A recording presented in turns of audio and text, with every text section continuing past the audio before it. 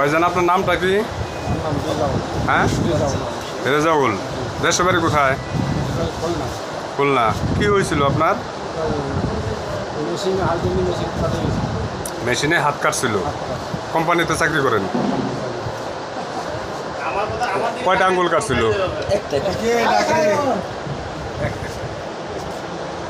কয়টা আঙ্গুল কাটছিল? আপনি এখন ভালো আছেন? ভালো আছেন। ঢাকা মেডিকেলের সার্ভিসটা ভালোভাবে পাইছেন? হ্যাঁ, আপনি এখন কোথায় আছেন? কোথায় আছেন? কোন হসপিটালে? কোন মেডিকেলে? ঢাকা মেডিকেলে। ঢাকা মেডিকেলে ইমার্জেন্সি সার্ভিসটা ভালো পাইছেন? তাহলে এই জন্য আলহামদুলিল্লাহ বলেন। আর দেশের মানুষের জন্য একটু সচেতনমূলক একটা কথা বলেন।